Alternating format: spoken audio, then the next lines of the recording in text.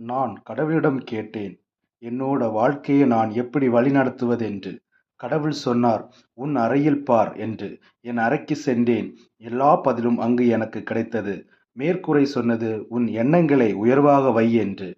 காத்தாடி சொன்னது, "என்ன மாதிரி குளிர்ச்சியா கூலா இரு" என்று. கடிகாரம் சொன்னது, "நேரத்தை மதிக்கணும்" என்று. காலண்டர் சொன்னது, "என்னை மாதிரி உன்னையும் தினமும் புதுப்பித்துக் கொள்" என்று. மணிபர்ஸ் சொன்னது, "வருங்காலத்துக்காக சேமித்துக் கொள்" என்று. கண்ணாடி சொன்னது, "உன்னை மட்டும் பார்" என்றது. விளக்கு சொன்னது, "என்னை மாதிரி அடுத்தவர் வாழ்வில் ஒளியேற்று" என்று. ஜன்னல் சொன்னது, "பரந்த மனப்பான்மையாக இரு" என்று. தரை சொன்னது, "எப்போதும் கீழே பணிவாக இரு" என்று. படிக்கட்டு சொன்னது, "வாழ்க்கையில் ஒவ்வொரு படியிலும் ஏறும் போதும் கவனமாக அடியெடுத்து வை" என்று. இதுபோல் வாழ்க்கையில் நாம் கடைப்பிடித்து வந்தால் மிக உயர்ந்த நிலைக்கு வரலாம். நன்றி, வணக்கம்.